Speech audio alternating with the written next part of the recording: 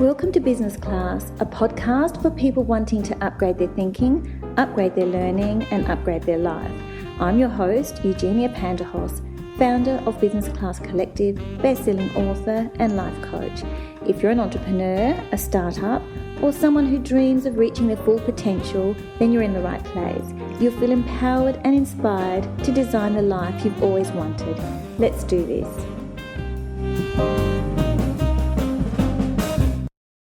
Hello and welcome back to the show. I am thrilled to be bringing you Elle Likopoulos, one of Melbourne's leading business brokers.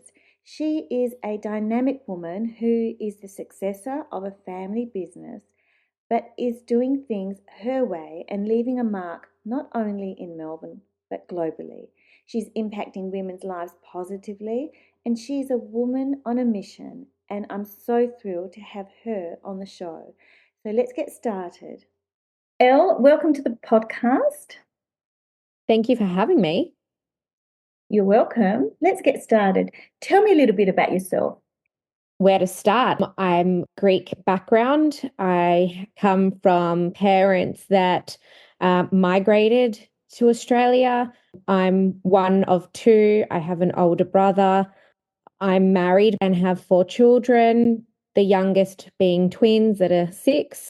I'm a business broker. I took over my family business that I grew up in, and I reinvented the company to represent what I believe and what my core values are from what my dad started. And my passion is to empower women and, financially empower women out there so that they do have their own income and, a business that they're proud of, and they don't feel that they're trapped, especially after having children. It can be very difficult to re-enter the workplace.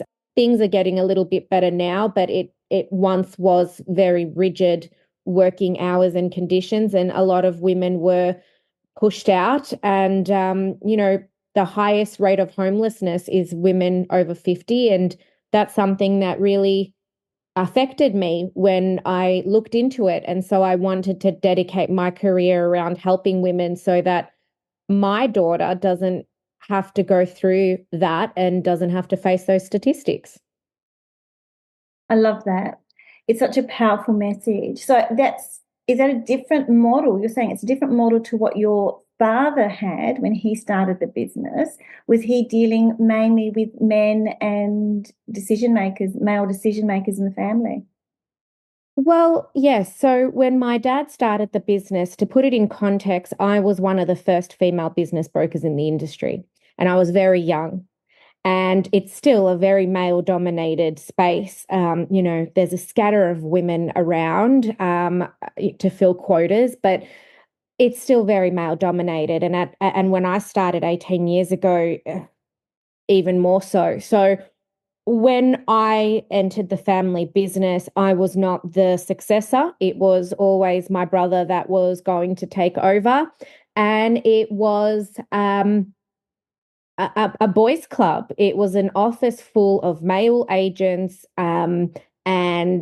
and there was no space. And I started as the daughter of the owner at home. And why would I need to work? I was taken care of. I didn't have a reason to work, and I was never trained in the industry. It was always for my brother to take over, but as many stories go, it wasn't suitable for my brother, and he wasn't cut out for it, and he didn't want to do it. And, there's generational conversations there to have about the pressure of, male sons that are put in that position to inherit or take over a family business when they don't want to, and not being able to be their authentic selves. So typical stories that you hear from migrant families. But I took over quietly and slowly in my way, by educating myself, training myself, going through the steps, paying attention, watching what everyone was doing. And I changed it when I took over, because I'm very proud to say that Absolute Business Brokers, as it stands now, is one of the only agencies in the country to actually have more women employed than men. So not only are we changing what our industry looks like, we're actually completely taking away what agencies look like in general, and ensuring that it's not just that we've got female business brokers, we actually have more females in that office versus men. And I'm really proud of that. And we are globally recognized. I am actually the top agent in Melbourne and one of the top in the country and top 5 globally. So it goes to show you women can do just as well as men can, if not better. Congratulations, that's amazing. And you sound like a trailblazer in the industry. And to be recognized for your contribution and to be that powerful woman in that space, congratulations once again. Thank Fantastic. you. Thank you. But it's a slowly thing, I'm sure, like tweaking and not sweeping in and doing it, but actually tweaking as you go along.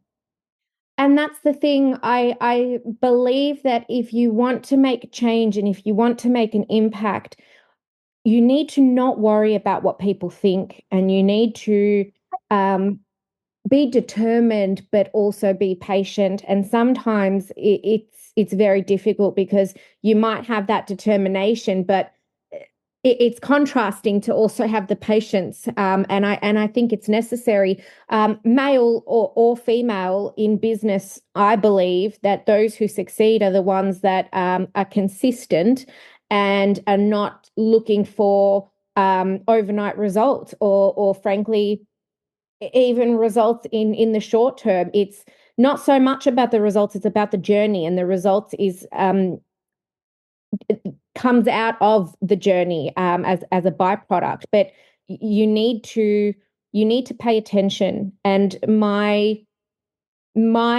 biggest takeaway from my experience in my career is that you learn far more by observing than you do by doing. Yes, I agree. I think observation and understanding what's happening around you and actually changing your strategy to respond to it accordingly rather than shooting from the hip or, reacting. It's better to respond once you've observed. Can you run me through exactly what a business broker does? The best way to put it is it's essentially a real estate agent, but we sell businesses instead of houses. So if you have a business of any kind, um, and you're looking to sell it, you would appoint a business broker to do so, and they would pretty much take on the role of what you would expect from your real estate agent when you're selling a house. So, how many businesses are acquired by women, do you think? Not enough, but it's getting better. And that's again an issue that is going to take time to reset, because to purchase a business, you need capital. And it's very difficult for women to have those funds available to them.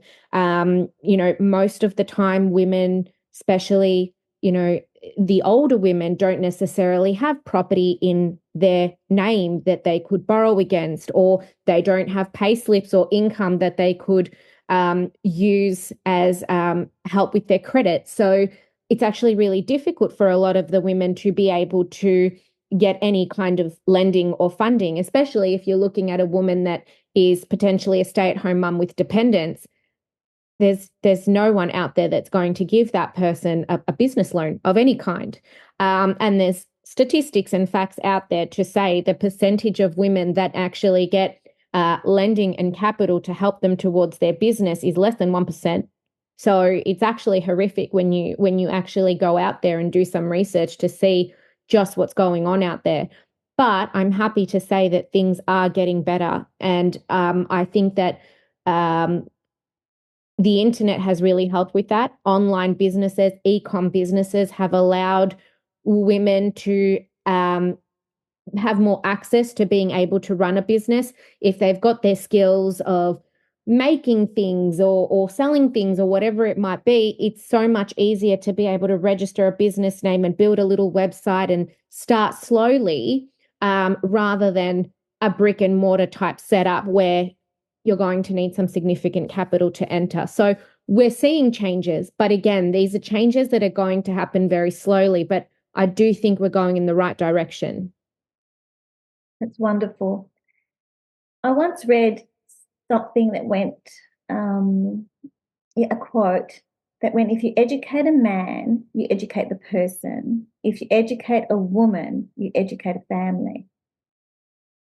It's so true. It's so true because the reality is the woman is the backbone of the family. That's just how traditional families are set up if we're looking at it generally speaking. But in order for us to make an impact, and we're really just starting to see it now, I always say this is the generation that is pivotal because we're seeing women that are working not only because they need to, but because they want to. So if we look over the last 50 years, we have seen the expansion of the career woman. And we have seen women that have chosen career over family. And that's something that we're quite used to. That's been happening for some time now. But this is really that breaking point where we're actually seeing women that are choosing both. And we're actually seeing women that are choosing to work not because they have to, but because they enjoy it and it makes them feel good. And so this is the time where I think that we're really going to make an impact because the women that are doing these changes and that are living their life and financially empowering themselves have sons that are watching them. And I think that I always say I started my journey in speaking and being passionate about equality and feminism and wanting to use my platform to make change when my daughter was born. She's 6. My other 3 are boys. And until I held that little girl in my arms, I didn't actually realize how important it was for me to make sure that she didn't have to go through what I went through and didn't have to be ever one of those statistics. So that's where my passion started. But even though it started from wanting to help my daughter, I've seen that it's actually impacted my sons more. And my eldest son being 15, I'm really seeing and I'm really proud of how different his way of thinking is to that of my father's or my grandfather's. And you see it when all the generations in the room, especially if we've got a family gathering and my dad's there and my grandpa's there, and just the way they think and the way they look at the world is so contrasting to the way my son sees it. And that's where I have hope to go, okay, it's not going to be that hard for the future women because we're also educating and changing the mindset of the men. I understand what you're saying. So the grandparents and the parents, they have a view of life through a different lens, through a different life experience. But as a strong and dynamic woman, you're able to model the type of behavior that your son could aspire to marry or be partnered with in life and make concessions and understand that it's a partnership, not a control, I suppose. Yeah. Exactly. And not to think that, not to have opinions of what a mother looks like or what a wife looks like. Even our age and our generation, if I tell you, what's the first image that comes to mind when you think of wife, it's probably a traditional image because that's what we also grew up with. And if I tell you what does the mother look like, you've got an image in your head. I can guarantee you it's not a woman in a business suit in the office. That's not the first thing you think of. And so I think that that's really important because I'm noticing with the new generation, their image and what we think is just what's embedded in us and ingrained in us is not to them.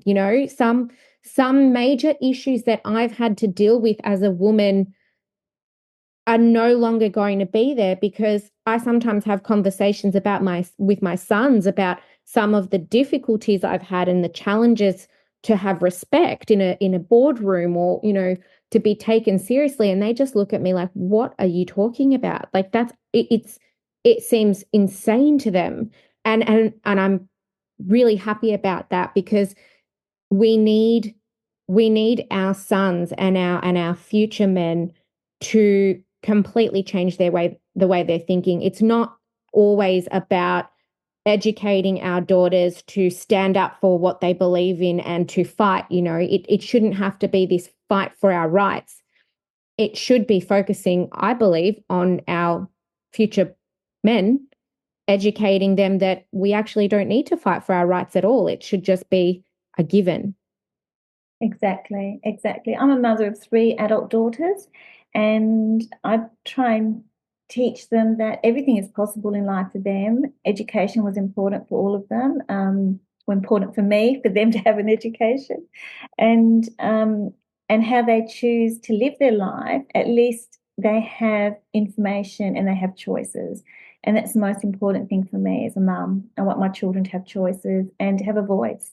Yeah. That's why I wrote my book, I Want to Be Me When I Grow Up. It's a children's book, and it's a story that's designed for young girls and boys. It's important for boys to hear the story too, but it's a conversation that I have with my daughter. And we have this conversation all the time where she will ask me about what would I be when I grow up? And she'll go through a list of different career paths and dreams that she has. And then I've always, since she was very little, would end with, and you can be a mummy too if you want, because that was something that was never said to me. I remember getting advice when I was in uni about what career what I should study and what career I should do that would be easy for me to have a child as well, and it was always maybe you should be a doctor so then you can work your own hours as a GP. Or, my grandpa used to say, if you want a great career, be a hairdresser. And then when you're married and have kids,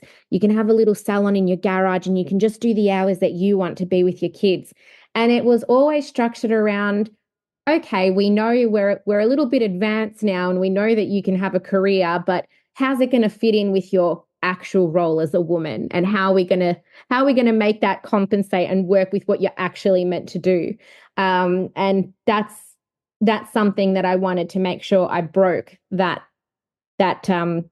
barrier and didn't pass those thoughts onto my daughter, and really made a point to go, you can do absolutely anything you want and actually also be a mum if that's what you want to do as well. And I never wanted her to get to that age where she was 14, 15 and starting to think about careers and asking herself, okay, is this what I want to study? What does my future look like? Do I want to have kids? And you would know firsthand with your daughters, unfortunately, that's the mentality and the thought process that a lot of girls have. And we see it with how many women are in certain industries. We've got a shortage of women in engineering. We've got a shortage of women in tech and, software development. And that's because a lot of these women are thinking, hang on a second, I think I want to have a family as well. How is this going to balance? I better do something else. Those sorts of careers, I think the skill set has to be constantly applied. Otherwise, you kind of lose touch. And that's where the difficulty is with being a woman in those sorts of industries. So I can see how your dad or grandfather would have said hairdressing's great. You can do that, as a side thing, because it's still, that message still gives you a choice. Yes. Right. But we're living in a different time now. But I also know that I've had the privilege of working with people who've given me choice. It wasn't a hard choice between family and work.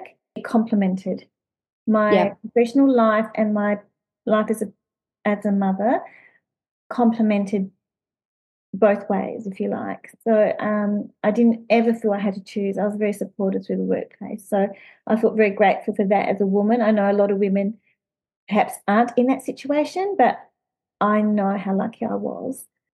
And that's one of the reasons why when I was pregnant with the twins, I'm in the same boat. Obviously, being a family business, there were challenges as we've discussed, but there were benefits in being able to work my own hours and be there for my children and not have anyone breathing down my neck. If my kids were sick and I needed to take a couple of days, I was able to do that. And when I was pregnant with the twins, I remember I was looking at hiring a personal assistant, another one, because my doctor had said, look, you've got to go on bed rest. You've got to stop working. And I was in panic going, no, I can't. I worked right through.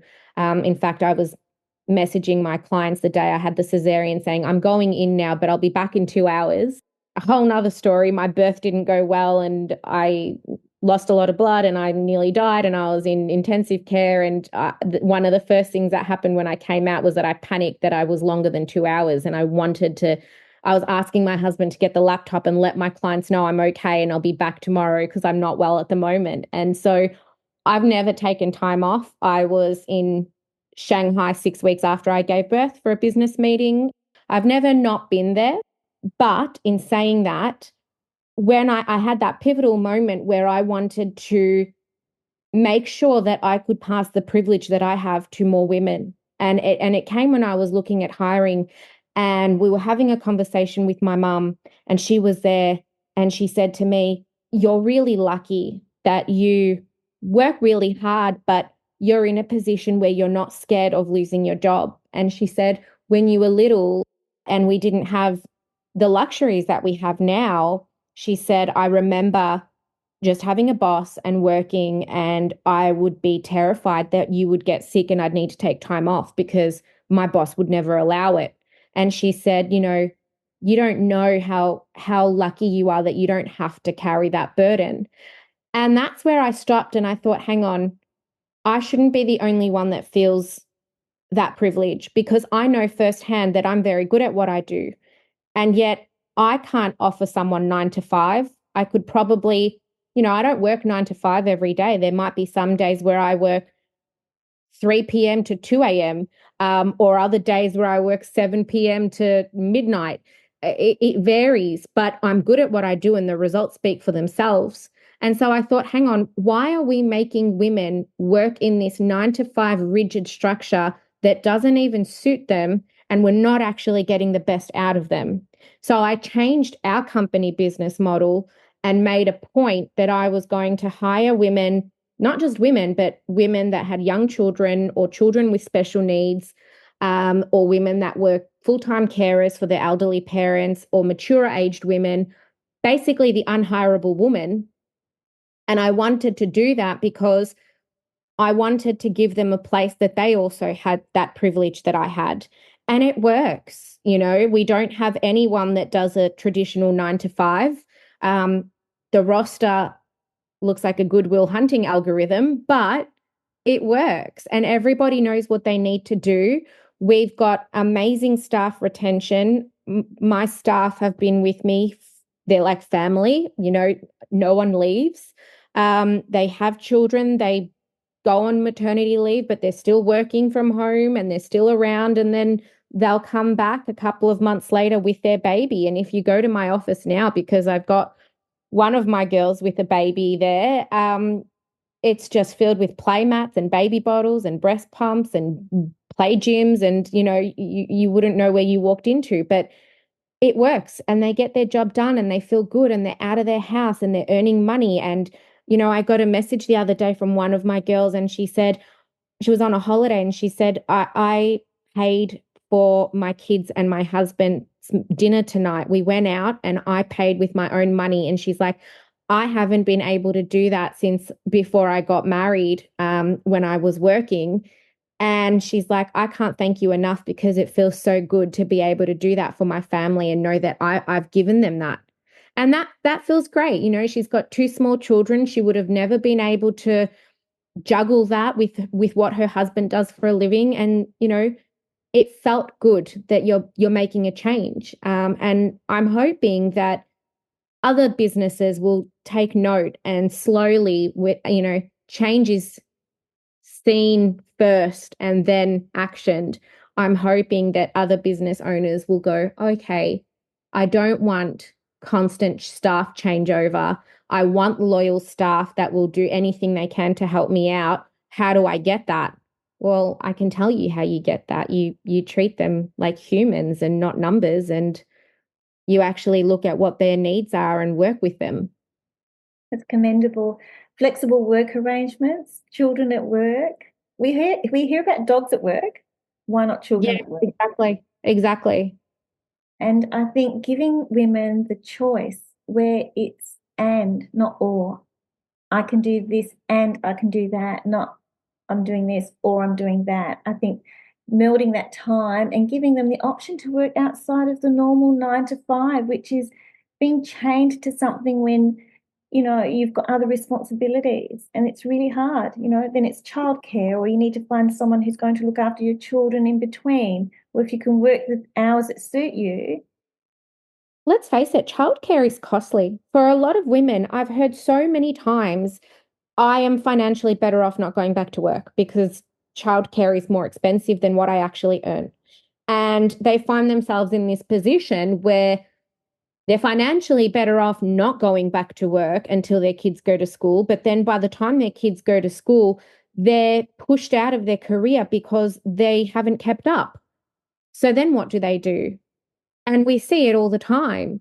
I want to do my bit to try and make the change in the right direction because we're in 2025. We should no longer pretend that children don't exist and that we don't have them and that we're avatars. We are human beings, we are mothers, we should be celebrated for that.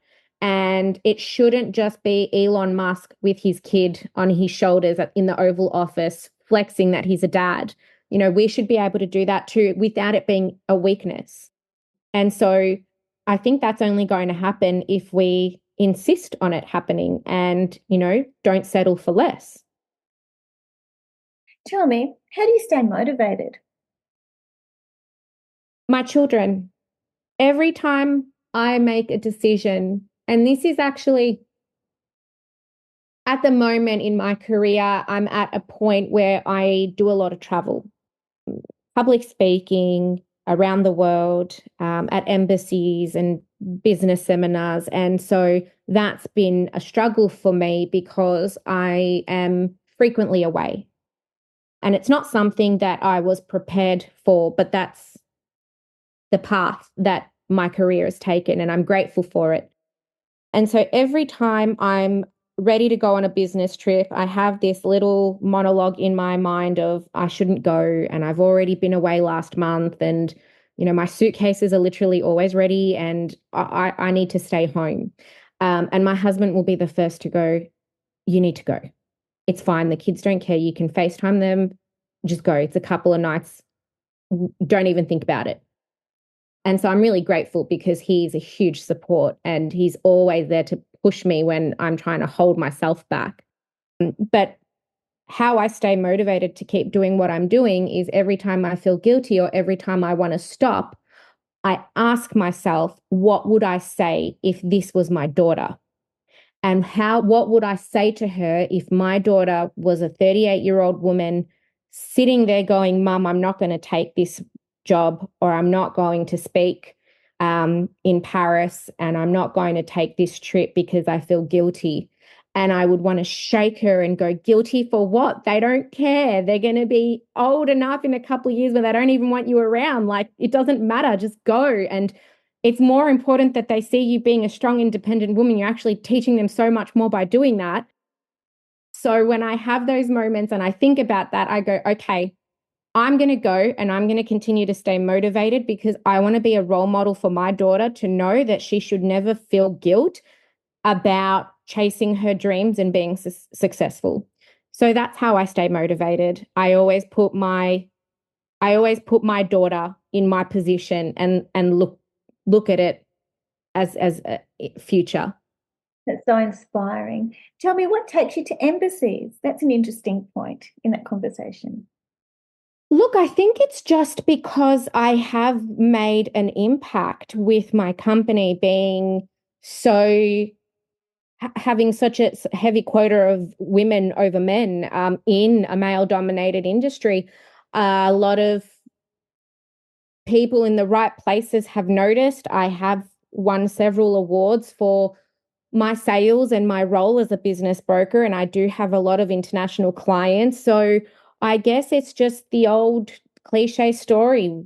Right person at the right time heard about it and asked me to speak. And then there were more people in that room that were at the right time, right people. And it just takes you on a journey. There's no pivotal moment. I think it's just what happens when you put yourself out there. And I think it's what happens when you're authentic and you do what feels right to you and stop doing what you think others want you to do. Yeah, I agree. Tell me, who do you look up to? Do you have a mentor? I don't have a mentor. I don't look up to anyone in particular. I actually do the opposite. I look at the family and friends around me, especially the older generation. If I had to say, if there was one person that really impacted my life, it would be my grandmother. And not because of what she achieved, but more so what she didn't. And so she's my mentor because I look to live the life that I knew she would have wanted to lead, but couldn't because of the time that she was in. So I guess it's not a mentor that I want to mimic. It's more people around me that I want to learn from. And I see where life has taken them, and I don't want to be on that path. We're all a product of our generation, and that generation had it really tough. My mother was such an intelligent person, and she'd never been educated only up to grade 6 because of the war. But her intelligence was beyond the average person. So when I received my master's in business, I dedicated it to my mother because I knew she would have been such a dynamo if she had been given that opportunity. So I think learning from, yeah, the people around us, the opportunities that were taken from them. They were stripped of those opportunities, and yet we're living in a time that we have an abundance of opportunities, and it's whether we show up or not for those opportunities. Tell me, what's the best piece of advice you've received? Never care what anyone has to say about you. It doesn't matter, does it? It doesn't. And I know it's a little bit narcissistic, but I think it's vital that everyone is just that little bit narcissistic in not caring at all about external opinions. You enter this world alone, you leave this world alone. Be a kind person, be a gracious person, be respectful of others, but it's your life and only your life, and live it the way you want to live it. Whoever thinks that you're making a bad decision or doesn't agree with it, they are welcome not to live their life that way, but they don't have power on how you live yours. Yeah, a friend of mine said to me once, what other people think of you is none of your business. Absolutely. And that's something that I took again from my grandmother because, I think if you can do anything, it's take some time away and find elderly people and sit and talk to them because they really do have the secrets to the world. Things repeat themselves. And I see it in my industry. I deal with hundreds of people all the time. And I can tell you, we all behave the same. I can see a brand new client today, and I can tell you exactly what the next few months are going to be, what they're going to say, what they're going to feel, what they're going to do. And it's never wrong. Everybody behaves and acts in a certain way. There's always exceptions, but I'm saying typical. History repeats itself over and over and over and over again. If you want to learn and avoid mistakes, or you want to hear some advice that could save you a lot of grief, go speak to an 80-year-old or a 90-year-old, and they will tell you what the meaning of life is. I agree, Elle. They're my mentors. The elderly, they're walking encyclopedias. Listen to them and to ask them questions or just listen to their stories. They're filled with gems, absolute gems of information and knowledge and experience that if you're smart enough, you'll heed the lessons. Absolutely. And my grandma will say, she's thankfully still here with us, but she'll always say, I did everything the way I was supposed to. I ticked every box. I was a great mother. I was a great housewife. I was a great wife. I ticked every box. Where are they now? Where are those people that I lived for? Where are those people that I dedicated my whole life for their appreciation? She's like, they're all gone and I'm here with regret. So I think that's really important because anytime, and it's happened to me in my career where I had moments where I did get caught up and I really cared what people think, especially because when I started, everyone was like, here we go. The boss's daughter is going to tell us how to do things now, and she's just an entitled princess. And I had this real chip on my shoulder that I was going to work and kill myself to prove that I'm worthy to be here. And I did until I look back at it and I think, why? Why did I have to kill myself to prove to them? Who are they? Where are they now? Doesn't matter. So I think that when you get caught up in that, and we all do, take a moment to ask yourself, where is that person or where are these people going to be in 50 years' time?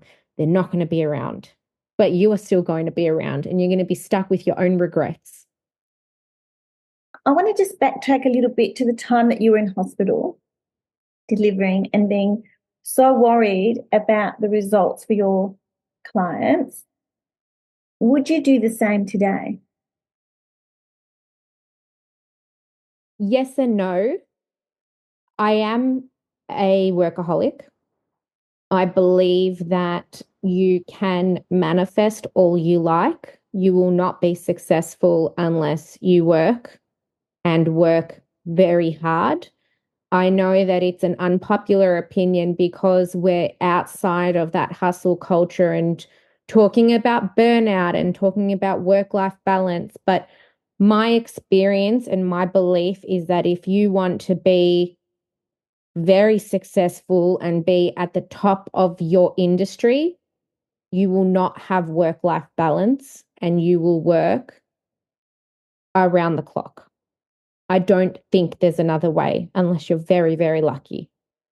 So, yes, I would. That's what makes me who I am. But at the same time, I have also, I do have a newfound respect for how short life is. I see my children growing up, and I think once you have children and they start growing up, my son's getting his learners next year and he's going to start driving.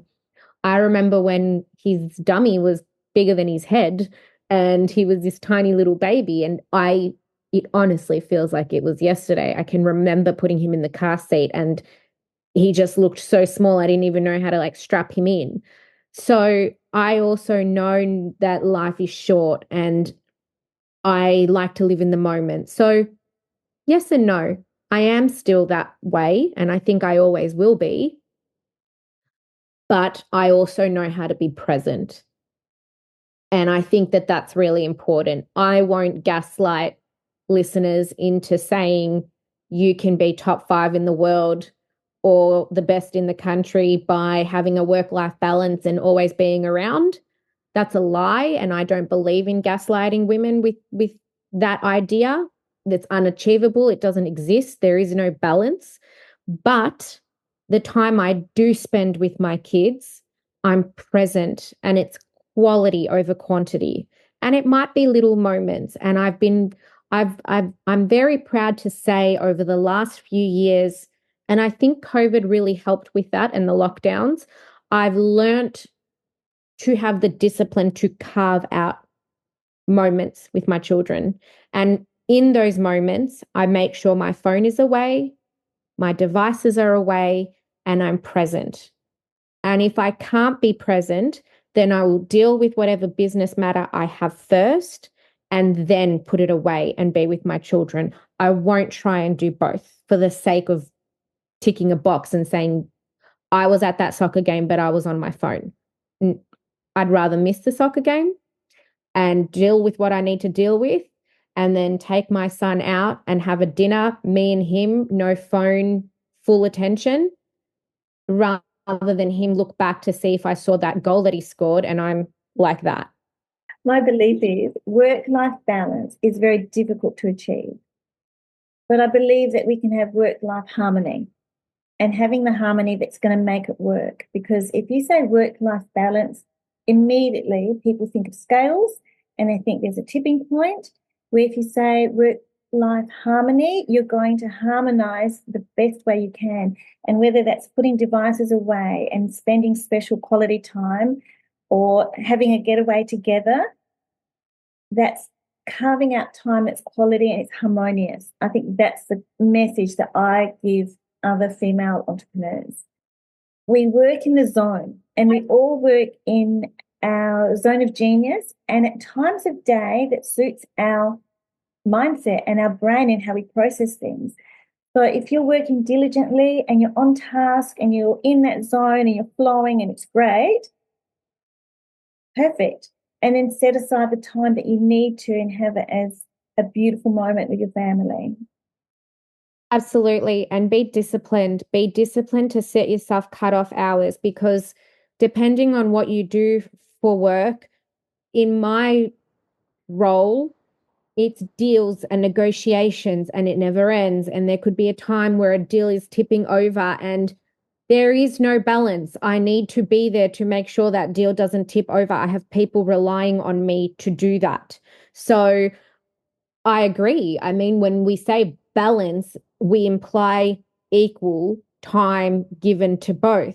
And it's not going to be that way. There will be times where I give more to my family if I'm away with them, or there'll be times where I give much more to my work because I have a multi-million dollar deal on the line and I'm not going to turn around to a group of executives and say, it's my daughter's swimming lessons now. I can't jump on that crucial Zoom to solve this issue.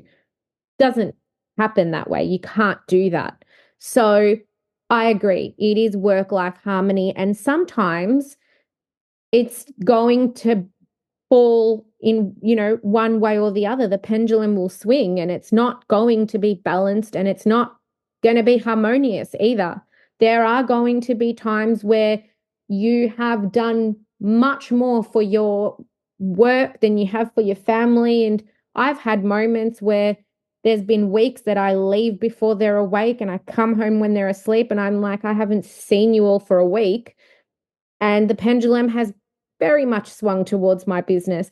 But then I'll take 6 weeks off over Christmas and we'll go to America together and I won't do hardly any work and the pendulum swings right back. So life is a journey. Life is about having ups and downs and I think you just need to embrace that. And I think we just need to stop putting all this pressure on ourselves. I think we just take ourselves far too seriously and we've put it in our mind that if we don't do something, the house is going to burn down, the kids are going to end up in prison. Like none of that's going to happen. We're not that important. We just need to be sane and grounded and healthy and everything else is going to fall in line. Nothing's going to happen to your kids. Nothing's going to happen to your house if your laundry isn't done for a couple of weeks, if your laundry basket is filled, or if the dishes are still in the sink. Nobody's dying. It's okay. We don't need to have this idea that we're going to get everything right. There are several times I have sent my kids with school uniform when it was casual day. Builds character. It happens. Like you're not going to beat yourself up about it. You're not always going to get things right. That's so important. That's so true. Yeah, we can be our own worst enemy with demand. We are. We've got all these expectations and they're in our head. They are in our head. If the laundry is overflowing, grab everyone in your household, take a section and get it done together. Family time. That's something that you can work as a team. Your family needs to be your unit. It's a team. You're all links in a chain. It is not the responsibility of the sole parent, the mother or the dad. We all need to contribute into the household. And that's going to make your kids better human beings, better future husbands, better future wives. I think we need to actually stop the whole martyr syndrome that we fall into as women, this loop that we have to do everything and be these pillars of society. We're just human. Exactly. Exactly. Tell me, how did you get through COVID? That would have been a challenge. I loved COVID. I know that's an unpopular thing to say, but I really liked the fact that everything slowed down. And I liked the fact that I didn't have to be in a million places all the time. Like, for an example, as soon as we finish this, I'm driving an hour and a half away to see a client, and I'm going to be stuck in all the traffic and I won't get home till 7 o'clock at night. So I really enjoyed being home because that's not something that's typical for me. And COVID actually hit. It's funny. I sometimes laugh, and my husband goes, I think you manifested COVID. But just before COVID happened, the twins were a year old, and we were in New Caledonia on our family holiday. And we were looking at the sunset, and I was holding my son, my baby son. And I said to my husband, it feels different this time around because obviously my career was one in a position where I couldn't slow down. When my boys were born, I had more flexibility and I was really present with them. And I said, I'm just not going to be able to enjoy them the way I enjoyed the boys because I literally was in Shanghai 6 weeks after I gave birth. Like it was go, go, go. And I felt really sad about it. And I said, I wish there was a way that I could just be present with them, at least for the first couple of years. I don't want a nanny. I don't want childcare. I just want to be with them because it was a 7.5 year journey of trying to have the twins. And I think with the twins, I was really mindful of just how precious time is. You know, I was the one that cried every time they grew out of a onesie, going, they'll never be size 000 again. You know, because I knew these were my last children, and you know, I'll never hold a baby that's in a onesie anymore. Like everything was just really big in my head. And then as we were coming back from New Caledonia, there was an article that said there was someone on the plane that had this infectious disease. 4 weeks later, we were in our first lockdown, and Melbourne based, we kind of were in lockdown for 2 years. So I was grateful because I got to be with my babies and I got to be with the boys and my husband. And it was time that, you know, wasn't something I can typically do. I would never have had those moments if it wasn't for lockdowns. Amazing. There's so many stories about that. There's so many stories about relationship breakdowns just before COVID and people being having a forced rest because of burnout. I sell businesses, so I see how devastating it was for business. And, you know, you have the stories of family not being able to properly mourn their loved ones and say goodbye. Like, I understand that it was traumatic for a lot of people, but for me, look, business wasn't great during COVID. I don't, you know, I'm selling businesses in lockdown, you would imagine isn't very productive. So it wasn't great in that respect. But I've also done this long enough to know that money will come and go. And, you know, one of the things I tell all my new agents when they start, because they're all hungry and they're all like, I want to make money, I want to do what you do. And I say to them, if you chase money, you will die chasing money. I don't chase money. I try not to actually even think of money. I don't look at deals based on the money. I don't count commission. I don't even actually focus on that. I have my own way of counting things, but I count how many deals I do in a month, and it's a game for me. And every month I try and beat it, but it's literally just whole numbers like 14 deals. I'm going to do 20 deals next month. It's never money. I don't even count my commission. I wouldn't even know to tell you what it is. I don't care. And so that's really important because when I lose a deal, I don't go, damn, I lost 250 grand. I go, I lost one. I've got to get two more next week so I can still match my number. And so that really works for me. So COVID was okay in that respect because, yeah, business wasn't great, but it is now. There's always things come around. Money comes and goes. And I think if you're going to be an entrepreneur and you're going to do business, you cannot chase money because you genuinely will be chasing money your whole life and you're not going to reach it. Yeah, it's about relationships, but I really like what you said about how you're measuring things. So it's about how many deals you've got, what you've got going on, rather than measuring the profit or the commission or everything else. So you're coming from a place of service, I suppose. Yeah, it's just for me, it's setting my own challenges. I'm a very competitive person and I'm the most competitive with myself. And I've just made a little game about it. But uh, money doesn't motivate me. And I know I'm coming from a place of privilege to say that. I understand that it's crucial to live, and I'm not suggesting it's not, and I'm not belittling the importance of having money. But for me, it's never been a big motivator. For me, it's just beating myself at my own game. It's my own challenges that means more to me than anything else. I might have a month where, let's say I set a target of saying I want to get 14 deals over the line this month, right? If I do 13 deals, but I make 300 grand more than I did the last month, so I actually had a better month, I'll still be disappointed because I didn't reach my target of 14. That's to put in perspective that I don't look at the income. It's just my goals, the way I set it, and it's more against myself, and it's more about self-improvement. And your personal best, I suppose.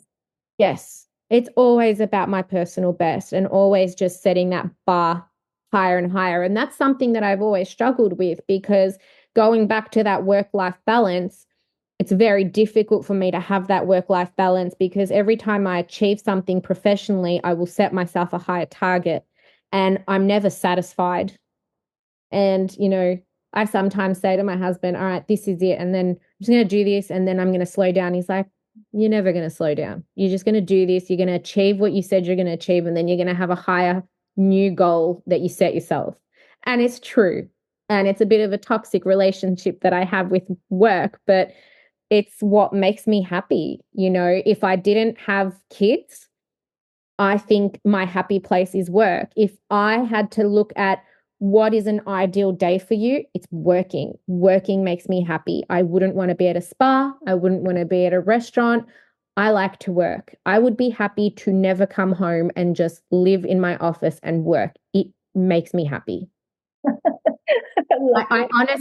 I honestly come home because I remember I have a family. Oh, But I would be very happy to just, if I was single and I didn't have kids, I would have no balance and I would just live to work because I love it.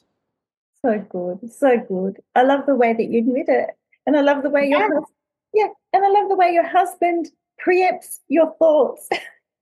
He knows and he'll rein me in. And sometimes when I'm really in that zone, he'll just message me and be like, you need to come home. You need to sleep. You need to put some time away for yourself. And I'm like, okay, yeah, you need to eat. Like he's there to sort of ground me, because I can get really obsessive and hyper focused. Oh, that's so funny. That's a trait, isn't it? It's a personality trait. It is. You're It probably is. an A-type personality. Just wants to I get. am. And look, I got it from my dad. My dad, my whole life, has always had multiple jobs. When he was starting off and he came to Australia and I was very little, he slept in the car in between jobs. Like, he was always working. And he's still like that. He's still in the company. I'm trying to like push him out, but he loves it and he's going to be there until, I forcefully put him in a home. Like, he's always going to be there. And I love that, because that's who I'm like. I always say I've got a toxic work-life balance thanks to you, Dad. And he gave me that. But self-confessed workaholic, it is what it is. You got to own it. You've got to own it. What's your best piece of advice to other entrepreneurs? Don't just manifest, do. We're living in a time where Instagram comes up with a whole bunch of, it's a full moon, charge your crystals and manifest. And yeah, I actually do believe in manifesting. And I think that it's really important because it's goal setting and you have to visualize, it's all these things, fake it till you make it. And you've got to see yourself there to get there. All that is manifesting. And I do believe it works, but you can't just have the idea. You've got to actually have the practice. And I am concerned looking at some of these new entrepreneurs that are coming through. We forgot about the part where you've got to do the dirty work and the work that no one wants to do. And you need to do that. Yeah, you've got to roll your sleeves up. You just don't sit there and Yeah, manifest in your exactly. phone. You have to ideas. are created in your mind and in your heart, but it's through the action that they become a reality. Otherwise, Absolutely. strategy on strategy on strategy on manifestation, manifestation, you've on this cycle without actually executing. So And people get caught up in that loop and they get caught up in their head. And you're just going to stay in your head. You have to do the work and you have to be prepared for disappointments. It will never go the way you want it to go all the time. It's not meant to. And you actually are going to learn more from your failures than you will from your success. And that's something that I think a lot of people don't realize. And I've seen firsthand with my clients. A lot of people can't pick themselves back up when they've had a blow and they put too much on it. They feel that they failed. I wasn't good enough. I made a mistake. Stop dwelling on it. It is what it is. Move on. Let's get to a new idea. Let's move. You just got to keep moving. absolutely, I agree. I agree. You can't sit and lick your wounds for too long. You just need to take action, pull your socks up, and off you go.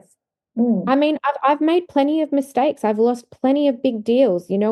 I've been doing this for 18 years. I have made mistakes. Keep moving, and I'm going to make more mistakes. I'll probably make a mistake today. It's life. But if I don't keep moving, I'm not going to do anything.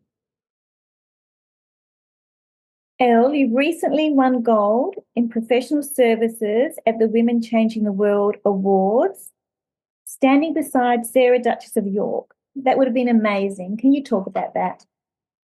Yeah, it was. The Duchess has actually endorsed my book, I Want to Be Me When I Grow Up. And I've met her now a few times, and she's lovely and very passionate about supporting women in business and financially empowering women. So it was lovely to see her again, and it was an honor to receive an award from her. Really just be recognized as a woman that is making changes. I think that, as I said, my biggest motivator was when my daughter was born, that I wanted to make sure that I made her path a little bit clearer than mine was and make it a little bit easier for women of the future. And so winning those awards are really important to me because I always picture my great grandchildren and my great great grandchildren going, "What was grandma like?" And, they'll be able to say, "She actually believed in you having the life that you have, and she did her bit to make that happen." The way we look at suffragettes. So that's really special to me. And I think that that legacy and that memory that I'm leaving for the women that are going to come through my family is a blessing, that there's something set in time that they can look back at, and when they ask what was my great grandma like, they can see. Oh, that's beautiful. How did you get into this award? Again, it's a series of lots of little events and the right people, right places that lead you to a path. I was nominated, and the rest is history. I think you get to a point where you do a lot of public speaking, you win a lot of awards. I think the book really helped. The book is a great success. Has really good sales for Australia and America and the UK. And so I think that it just builds momentum, and the right people hear about you and recognize your work. And it doesn't happen overnight. And it's one of those things people sometimes think all of a sudden you're blowing up and it just happened. It didn't. It took 17 years of a lot of hard work and a lot of times crying on the shower floor and not knowing if you're doing the right thing or what you're doing to get to where you are. So it's never just one act that gets you there. It's your whole journey. Exactly. Success is a journey, life is a journey, and these are the exclamation marks. Yeah. Yeah. And you don't know which thing caused what. Like I don't know what caused that nomination or how I got to where I am. If I had to pinpoint one single action, I can't. It's everything just leads you to there. And whatever my future is will be a continuation of everything that I've done. And I don't know what the future will be. I'm very big in having an overall plan. But if you asked me, what's your goals for the next 5 years? No idea. What's your goal for next year? No idea. I don't make rigid goals. I like to be present to just say yes and go with the flow. If someone told me 10 years ago you would write a children's book, I would think that's crazy because what's that got to do with business broking? So that's why it's really important not to set yourself in an idea where if it doesn't align with your little 5 year goals, you're going to say no to opportunities that are going to take you onto other paths that you didn't even imagine. How did you get into that writing process? Like, where did the idea come from that you wanted to write this book? Conversation I always have with my daughter. We always talk about what you want to be. And when she sees a police officer, or when we go to a museum and she sees space things, or any new things that she sees, and it started when she was like 2, she would say, "What's that?" And I'd be like, "This is a police officer." "Can I be a police officer?" "Yep, you can be a police officer when you grow up." "Can I be a singer?" "You can be a singer when you grow up." And then I would always add, "And if you wanted to be a mummy too, you can do that as well, like mummy does." And so it was just a little game that we had. And one day I was pushing her on the swings and the whole story just came into my head. And it was just something we always talk about. And I had the idea and I reached out to a friend that is an author and I said, "Look, I've got this idea." And it was during COVID times. And I said, "Look, I've got this idea. What do you think? Like, do you think maybe this could be a children's book?" And she was like, "Yeah, that's a great idea. I'll connect you with some publishers that I know." And the rest is history. Fantastic. And where is the book available? It's available at Dimmicks online, Amazon, Booktopia, and most major bookstores. Beautiful. Do you have the links on your website? I don't, but I do have it on my bio on Instagram. Oh, cool. We'll include some links so where people can find you and the book. Are you ready to go through 22 questions? What makes you smile? My kids, What's your favorite cuisine? Vietnamese, If you could travel anywhere in the world, where would it be? Paris, Do you prefer to text or call? text, Do you play a musical instrument? Do you sing or hum or dance? not well, What's your happy place? my kids, What movie would you recommend? stepbrothers, Do you have a favorite song? many, anything French, Edith Piaf and Carla Bruni. What's your favorite city and why? Paris because it's magical. Do you prefer white wine, red wine, champagne, or something else? All, What's your biggest strength? my loyalty. If you could catch up with anyone, living or past, who would it be? I would love to meet the Empress Sissi. Elizabeth of Austria. Yep, Have you been to her palace in Corfu? I have. And I've been to her palace in Austria and Salzburg. And her story is just very captivating to me. I would love to meet her. Truly is, isn't it? Mm. What's your favorite meal? Breakfast, lunch, or dinner? Lunch, What's your favorite time of day? 10 p.m. What was the best holiday you've had? Ooh, many holidays. The best would probably be our last family holiday to the US, Christmas in New York. Sounds wonderful. It was.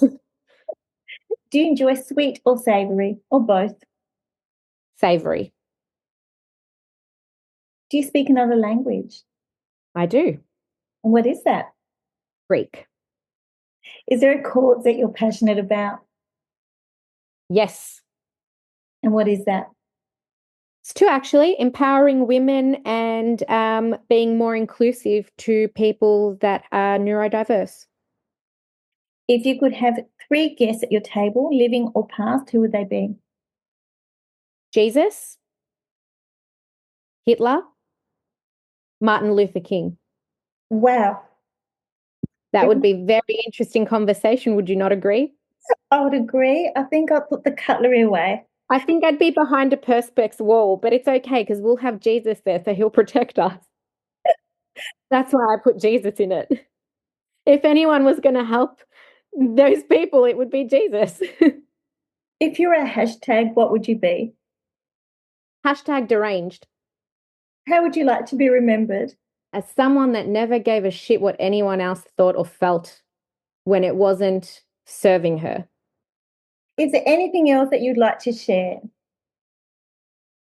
Look, no, I think we covered everything. I think, I would love for this to just be a message of empowerment. And if anyone is feeling down and feeling stuck and not motivated, to just know you just have to put head down, bum up, and work and push through and really not care what anyone has to think. We waste so much energy and opportunities by trying to live the life that we think other people want.